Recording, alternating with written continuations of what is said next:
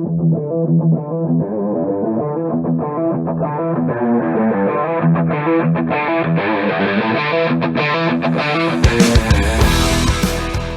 to the Automotive Diagnostic Podcast. We're going to explore ways to sharpen our diagnostic skills, find learning resources, and hear from experts in the automotive field. Hey, what's going on, automotive world? Welcome to another episode of the Automotive Diagnostic Podcast. My name is Sean Tipping. Of course, I've been doing this a couple times. Hopefully you know who I am. Today, it's just me. You're stuck with me. I want to talk about why doing hard things is actually really good for you. Okay, so stick with me on this one. I was driving around this week doing some mobile work. Kind of get my butt kicked on a few things, which is a regular occurrence for me. And, you know, I was thinking of how challenging this field is, has always been, as long as I've been in the automotive industry. And, of course, we have our gravy tickets and vehicles and fixes. But, you know, on a regular basis, how much the automotive field really pushes you to your limits on a regular basis. And why do I do this? Why do we do this? It's just kind of what I was thinking about. And also, why do I love this field so much? Why do so many other people love the automotive trade? And I mean, specifically, of course, we're talking about diagnostics on this podcast, but just being a tech in general, why do we love it? Why are we drawn towards it? Well, honestly, I think one of the biggest things is because it's so challenging at times. Not every day, hopefully not all the time. We need those easy tickets. We need those easy fixes. And I'll talk about that. Why are they easy at times? I think it comes back to because it was challenging to you at one point, you're able to make it easy. And you're able to charge appropriately for that task being easy to you, but not someone else. But anyways, my goal today is to encourage you throughout your daily routine as a technician or whatever you do in this field is to take on some challenges that maybe you wouldn't otherwise. Maybe you'd pass up on this one way or another. Maybe you have an option to say yes or no to something and you decide, okay, I'm going to take on this challenge today, because in the long run, the grand scheme of things, it's actually going to be really good for you. And that's what today's talk's about. So let's get into it.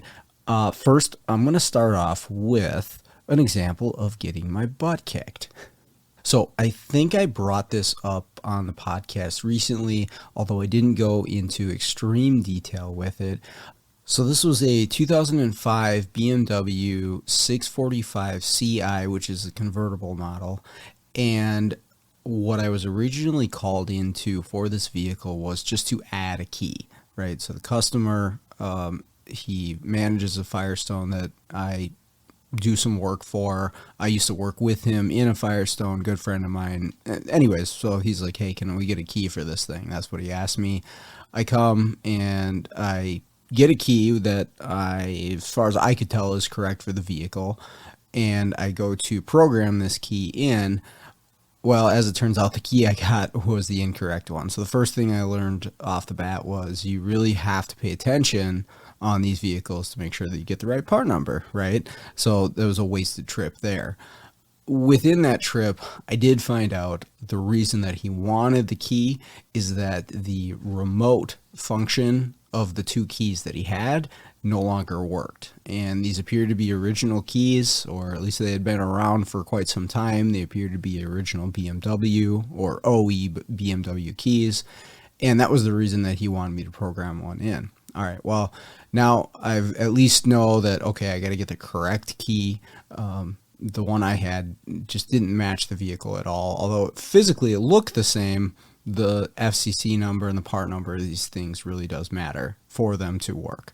So I get the correct key, I go back, I program this key in, and I actually am able to program the key to the vehicle. It starts the engine and runs, but the remote functions don't work. And again, this is his original concern.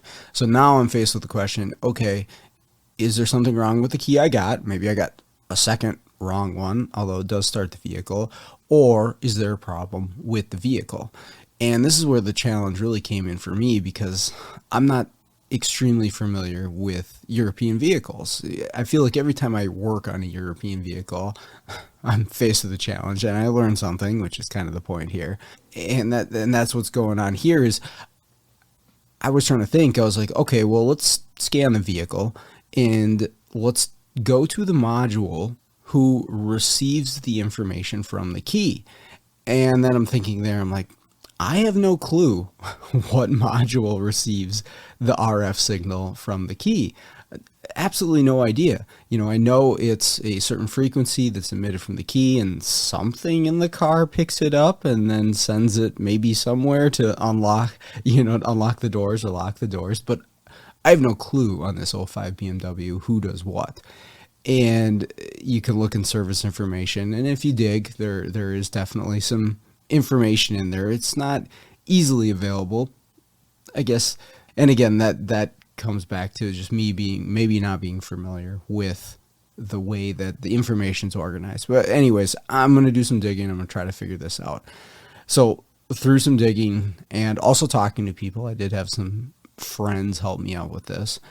I was able to find out that the rear view mirror in this convertible actually receives the signal for the remote keyless entry. When you press the unlock or the lock button, sends out an RF signal. And actually, I have a whole episode on that where I got my butt kicked on a GMC Yukon, and I deep dove into electromagnetic waves.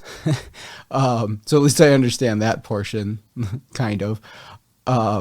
It sends out this RF signal, and it actually goes to the rear view mirrors, but only in convertibles. And you can be tricked by this if you're not careful reading the service information, because the sedan, or I should say the hardtop version of this vehicle, has a module in the trunk that receives the signal. So you have to know that it's going to be different depending on the style of vehicle that you're working on. And then once it gets that signal, it's going to send it to the CAS module, which is up under the dash, and that's going to actually send the signals to lock or unlock the doors. So that's car access system. It's essentially BMW uses anti-theft module. Okay, so I learned all this, and this is time out of my day to research and figure this stuff out and talk to people who know more about BMWs than me to get this information. Okay. I also find out some stuff about the keys and the anti-theft system in the BMWs, and there's EWS, and there's CAS systems, and there's CAS 2 and CAS 3, and I have to figure out which one I have because that changes how you match up the keys. Again, a learning experience for me, because maybe I'd seen some of this stuff somewhere, I've read some of it or seen a video, but I didn't have it locked in. And so I've got to go through this again to make sure that I'm on the same page for all of this stuff. And this is all very time consuming when I'm trying to run a mobile business and get from shop to shop and schedule a day. And I had to make, multiple trips to this place. I said I got the wrong key in the first place, and then we came back, and although the key started, it still didn't work. So I've got to do research. Now I've got to do testing. And I get to the point where I know the mirror is supposed to get the signal. And I look at the diagram, and there's a single wire between the mirror and the CAS module. It's what appears to be a LIN bus. And there's a fixed voltage, which through disconnecting some modules, I figure out that fixed reference or bias voltage, whatever you want to call it, is coming from the CAS module. And I assume the mirror is supposed to pull that down to ground when it gets a key signal. That's my guess. There's really nothing in service information that tells you that, though. So at this point, I reach out to a few people, again, ask some questions. Nobody really has a straight answer for me. So I decide, okay, well, let's go with a mirror. Let's get one. Everything I find, they don't need to be programmed. There's nothing specific to the mirror that belongs just to one vehicle.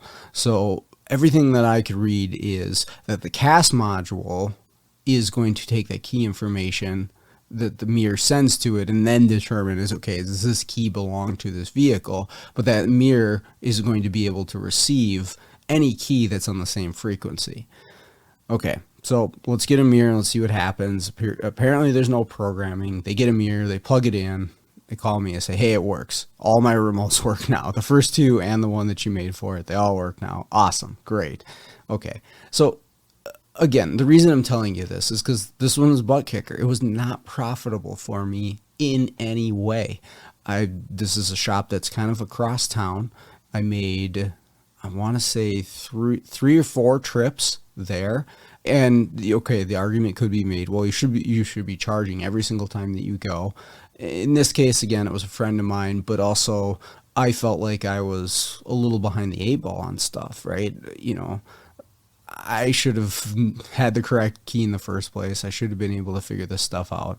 I guess that part of it's besides the point. The reality of it was, though, is this is just not profitable for me to do this job. It kicked my butt. And that's why I'm telling you about it, is kicked my butt. But on the other side of it, as I get past that and I move on and I'm doing more vehicles, I've gained some knowledge that I did not have before and would have been very difficult to obtain any other way except for going through it. Now, there might be some other ways, and I'll talk about that. But going through that and learning everything as I go, learning about the CAS and the EWS, learning about the part numbers for the keys, learning about the mirror, learning about how the systems interact, that you don't need to program the mirror, and that it's different for a convertible and a hardtop. That's all locked into my brain now because I struggle with it, because I'm sitting there, boy, I've got other appointments to get to, but I got to figure out this BMW. I'm sitting at home. Oh man, I've got so much other stuff to do, but I've got to read up on this BMW to try to figure this out. It is a struggle in the moment, but in the long run, it's going to pay off in knowledge that you can use going down the road. And that's what all this is about. And that's just one example. So we're going to run up against stuff like this in the automotive trade. You all know this if you're listening to this podcast and you've been in this field for any amount of time. I mean, it can take the form of a challenging diagnostic, a repair that just didn't go your way, a broken bolt, even a difficult customer.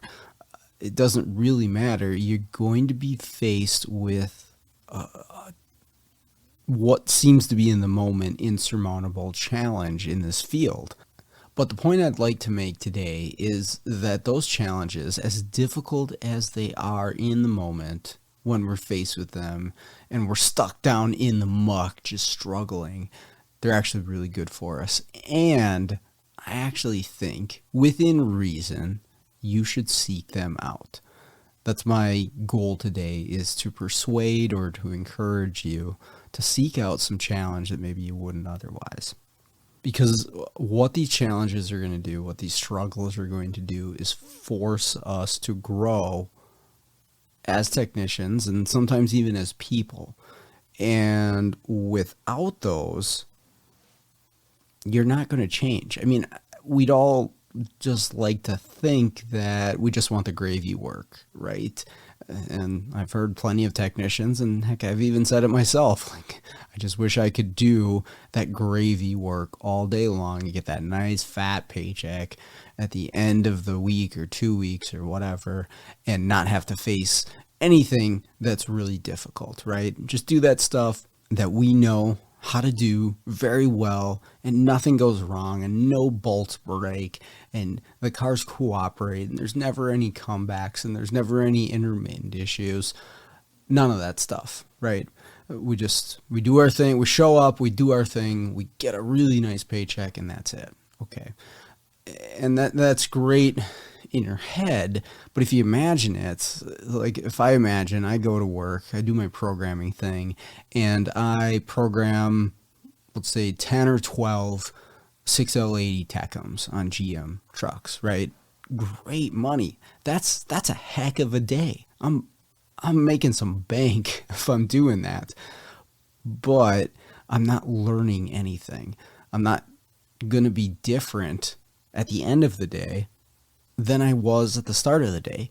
And as I've gotten older, I've kind of come to the realization that, boy, I want to improve. If I'm not improving, if I'm just stagnant, if I'm the same that I was yesterday or the last week or the last month or the last year, I'm at the same point, I'm really unhappy with that. I want to be better. I want to keep improving.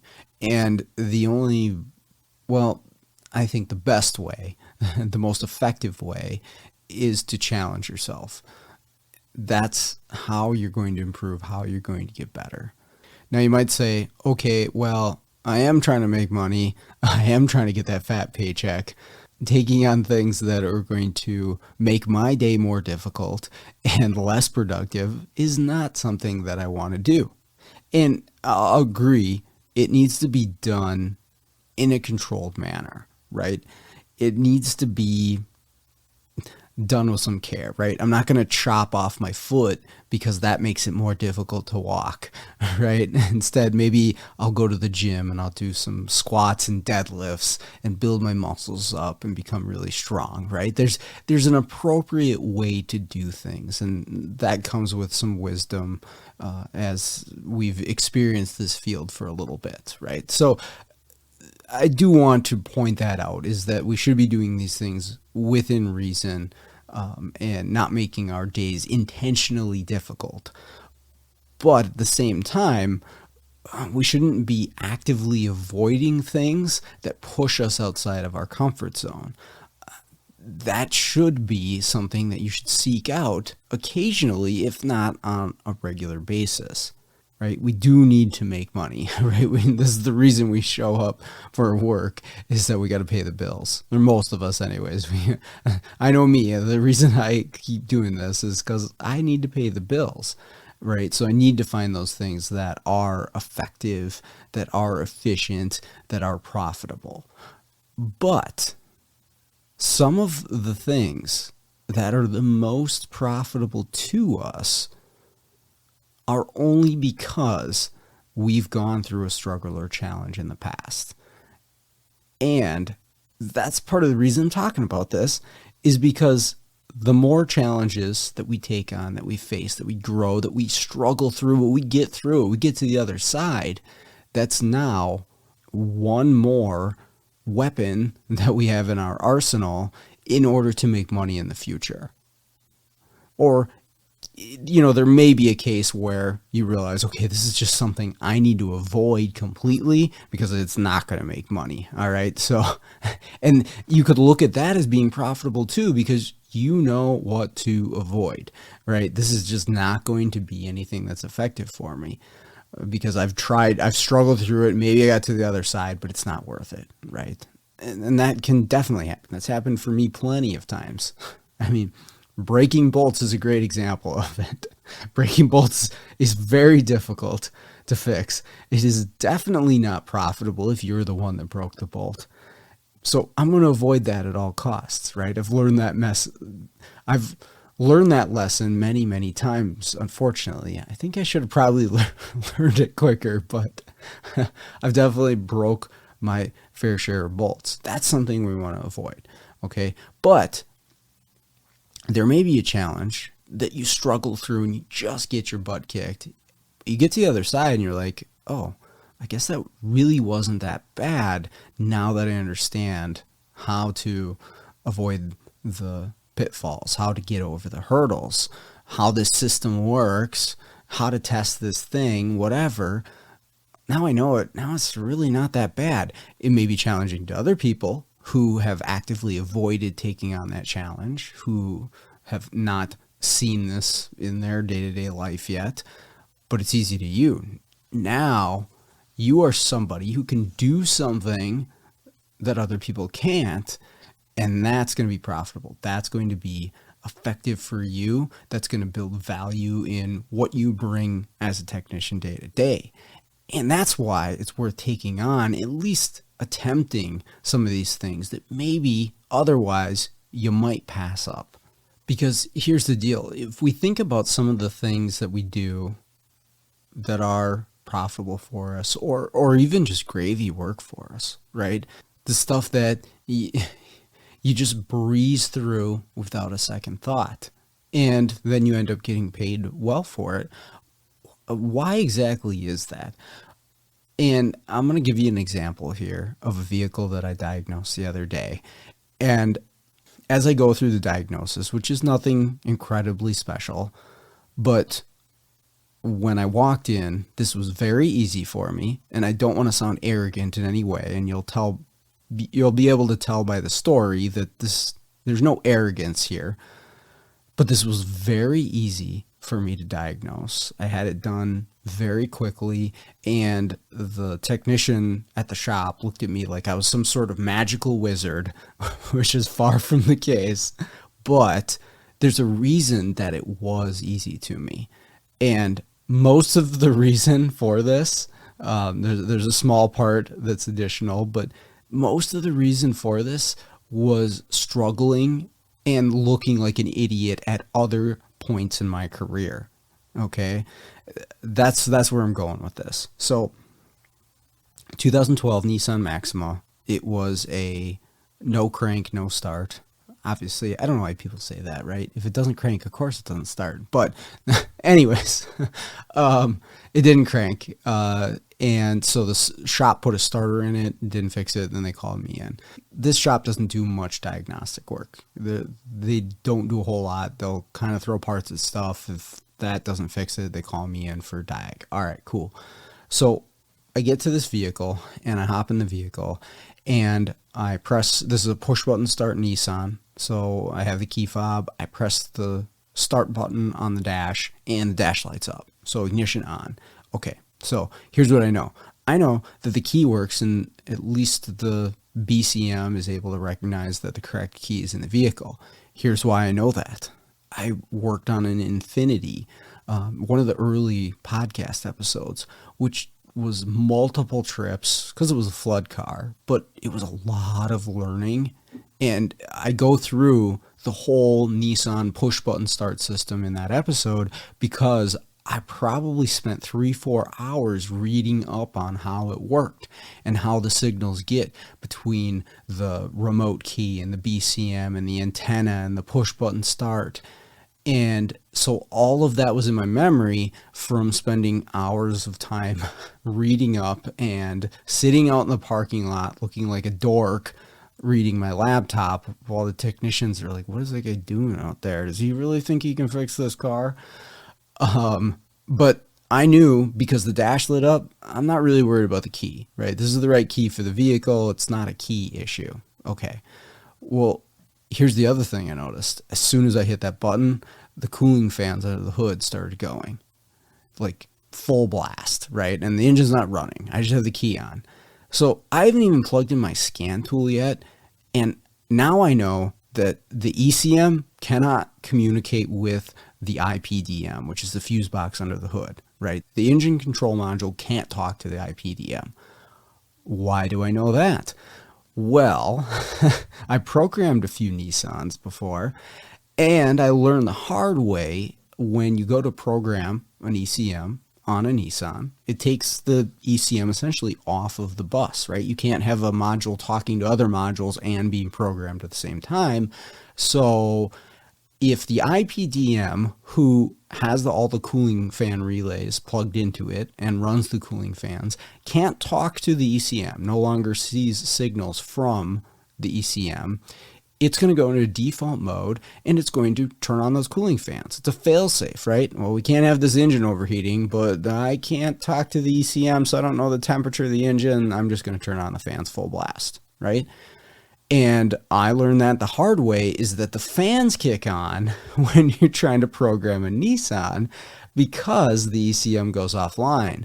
And so it drops the voltage and it messes with the programming, right? That was a mistake that I made at one point or another. And so now I unplug the fans when I program the Nissans. But I learned that the hard way because it dropped my system voltage while I was trying to program. So where do I go from here? I'm going to do an all system scan Now I'm expecting to see either no communication with anything or at least no communication with the engine control module. So I hook up using the top-down scanner. It does a nice system topology.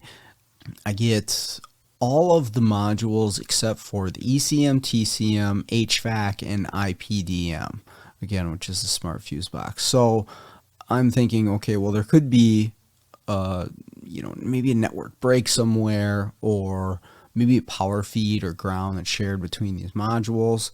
But before I jump in, I want to get a visual of the network, right? And so I pull up a diagram. I see, okay, my network is hardwired into my DLC. And I've learned that lesson the hard way on Chrysler's, scoping the network at the DLC when the network at the DLC is a diagnostic can. And it really is, it's not connected to the rest of the vehicle, the actual module network. You'd have to go to another point in the vehicle. Well, this Nissan doesn't do that. You're hardwired in right there at the DLC. But I got my butt kicked on a Chrysler one time, or actually I think a Volkswagen too, multiple times, figuring that out, that you can't always go with the DLC and you need to know network construction. But I know it in this one, and I looked at the diagram, so I use my U-scope, which I love looking at network stuff with the U-scope. It's quick and very effective. And I go across 6 and 14, which are the CAN bus wires for all OBD2 connectors since 2008. And I look at my signal, and it looks really good, actually. It's a nice, clean square wave that I would equate to a good functioning CAN network. Now, a couple things here. If you think about a U-scope, you've got a single channel, you've got a colored lead and a ground lead, and I want across 6 and 14. Why am I going across two different CAN lines? They're a mirror image of each other. There should be a CAN high, CAN low. One's going high, one's going low. Well, I wasted a bunch of time on a Malibu one time chasing what looked to be some sort of abnormality in the CAN waveform. It's a wavy signal that a lot of people have seen on GMs. Turns out to be completely normal, and I wasted a bunch of time tracking this down. Well, if you put the leads across the CAN lines, you get rid of any noise, because if you put the leads across the CAN lines, you're essentially seeing what the computer sees. In most cases, for the most part. This is not 100% true, but in this case, when I put the lines across those two CAN lines, it looked great. It looked like a perfectly good square wave. But I did one more thing. I took my ground lead from off of, I don't remember if I had it on high or low. I think I had it on CAN low. So I took the ground lead, or the black part of the scope lead, and I moved it over to pin 4 on the DLC, which is ground, vehicle ground, right? So this is how you maybe normally hook up a scope. And then I look at CAN high, and I look at CAN low individually, right? This is a one channel scope, so I have to do one at a time, but I want to see these lines individually. And CAN high looks great. It's a 2.5 to 3.5 square wave, like you'd expect on any CAN bus waveform, right? CAN low, however, with some, I don't know, little blips in voltage, it is a fixed 2 volts all the time. Okay, this is a problem. That's not how a CAN bus is supposed to look. A CAN low is supposed to be 2.5 to 1.5, being pulled low, a mirror image of CAN high. It's not. It's a flat line, again, with some like little blips where I think the communication or the data packets would be, but there's not actually any transfer of data here. There's not a square wave. Now, a couple questions here. Why did I decide to check both individually? Well, I got my butt kicked on a GMC Acadia that had, I think it was an open CAN line, and when you went across the lines, it actually looked pretty good.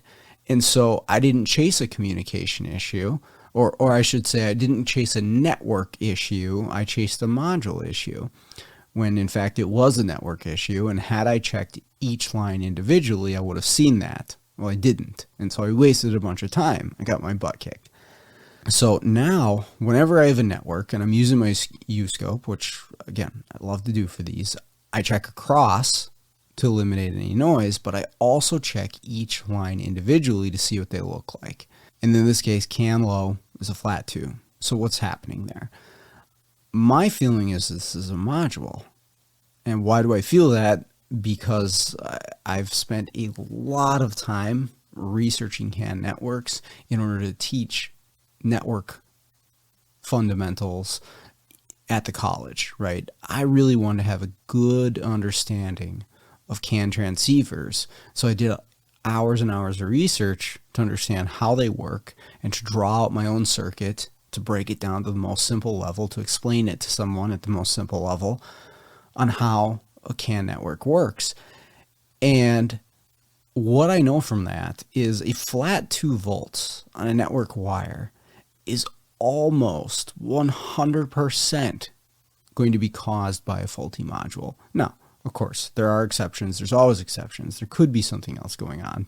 But a network line, a CAN network line, all the way to DLC, that is just held at a flat 2 volts, and this would be present anywhere in the network, almost has to be a module based on how the network is constructed, how the transceivers work, how the modules work. This almost has to be a module. That's my thought process, right? And that didn't come exactly from getting my butt kicked, but from some research, some effort that I took to learn how CAN systems work and how the bias voltage works and how the transceivers work in the modules. So my next decision is to eliminate modules from the network. Who is causing this problem to happen? Now, I did say I could talk to some modules, but not others. And when I scanned this vehicle a second time, I ended up getting more modules than I had before. I could talk to the TCM and I could talk to the HVAC. And I tried a couple more times. The two that were consistently unable to reach my scan tool was the ECM and the IPDM, which again is the fuse box under the hood. So I've got 2 modules to eliminate. And I'm going to start with the ECM.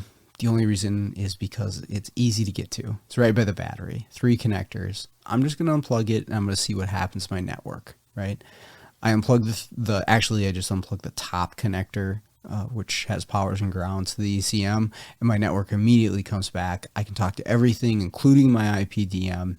Awesome. Okay. So pretty sure this is a ECM related fault. But before I call an ECM, I want to check my powers and grounds. Why do I want to check my powers and grounds? Well, because I got my butt kicked on a Malibu, and I called TCM on a Malibu one time because the ground to the TCM was not sufficient, and it was causing an entire network fault.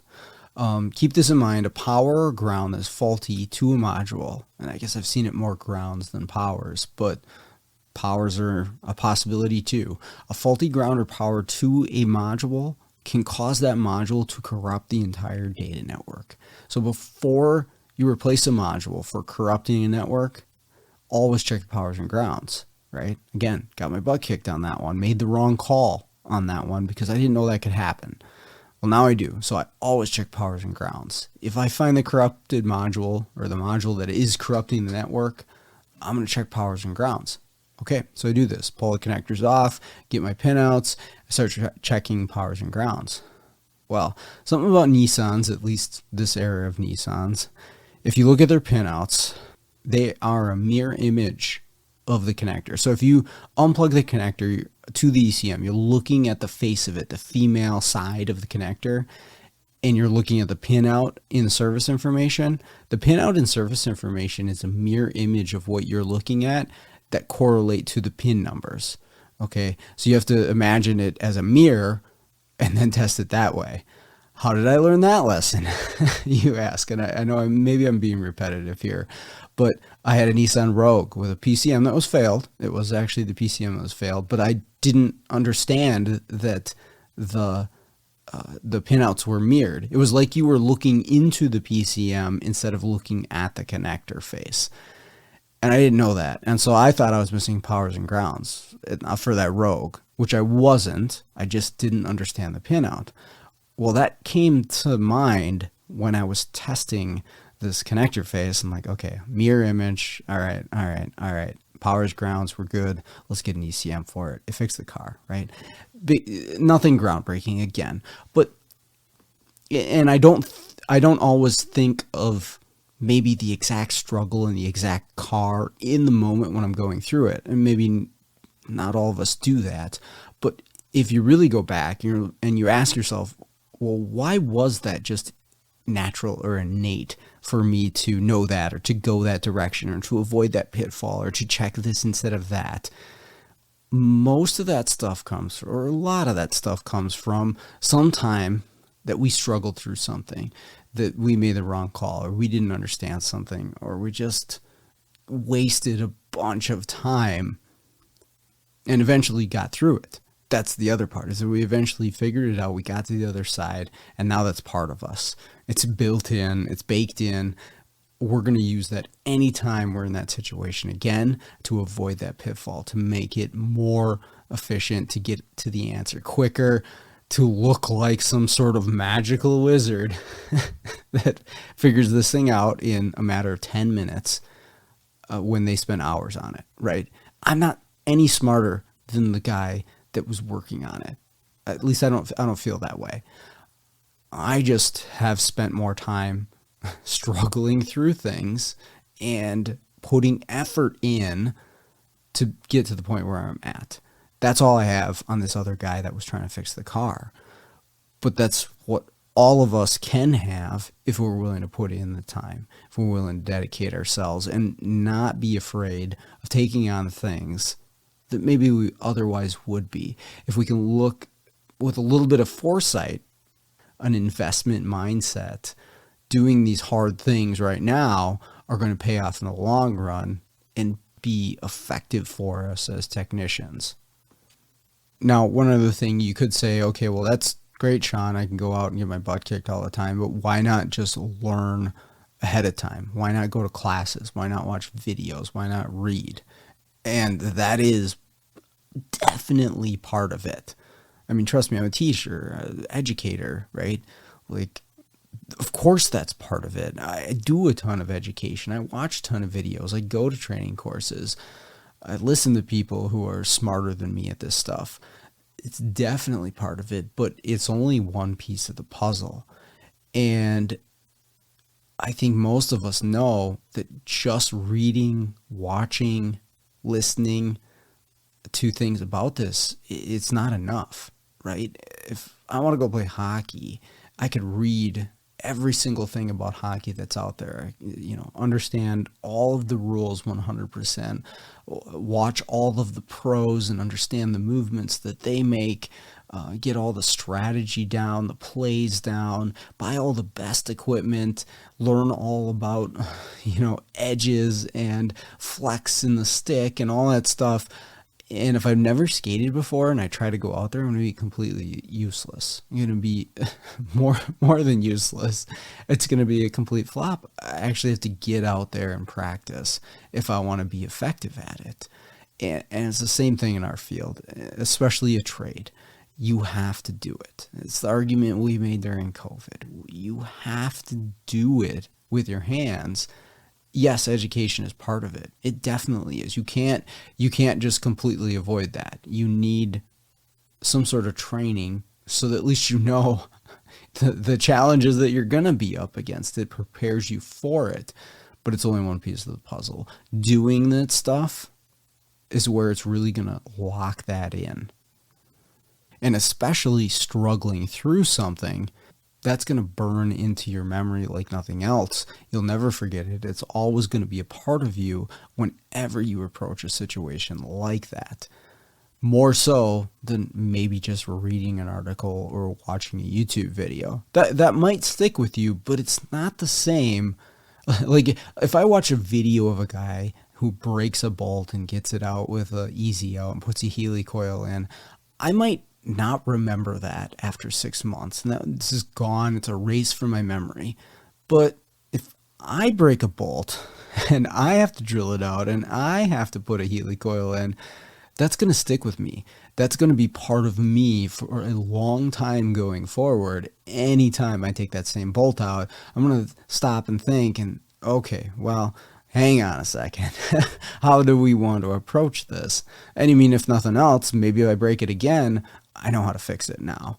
I've done it. I've physically had those things in my hand, right? So there's two pieces to a puzzle. It's not just all education, and it's not just all doing either. You can't just do this stuff. Seeking out training and education, I can't tell you how important that is, but it's only half. It's only part of being a really effective technician. So if I'm to sum this up, one thing that I truly believe, and I could be wrong about this, but I think us as human beings, we're literally built for struggle and to overcome challenges, right? What our past as human beings was, there always was a major challenge, and that's just baked into our DNA, right? And I actually think if you don't have any challenge or struggle in your life, it presents itself as a problem. It's going to manifest itself in some other way, which is not going to be good. It is good for us to seek out some challenges, to push ourselves outside of our comfort zone. Life should be difficult in some way, and hopefully we can control that, and it's not difficult to the point where it's unbearable, but having something that you've got to push through that is not easy to overcome, it's, I think, part of who we are. So I think we should be doing that on a daily basis, even outside of the automotive trade. I try to a bunch. And that's why I want to talk about this today. So hopefully all that makes sense. Hopefully I'm not sounding crazy, but I want to encourage you to go outside your comfort zone, to take on that challenge maybe you would avoid otherwise. And even if you don't see it in the moment, it's going to benefit you in the long run. So I'm going to leave you with a quote, which is not mine. I'm stealing this from a book. What we fear doing the most is usually what we most need to do. And I really enjoy that, and that's helped me out quite a bit through some life decisions recently. But anyways, thanks for listening. Really appreciate it. I love all the feedback that you guys have for me. It's huge. Makes me want to keep doing this and keep growing the podcast. And I do have some big stuff coming up, so keep listening. But other than that, let's all get out there and start fixing the world one car at a time.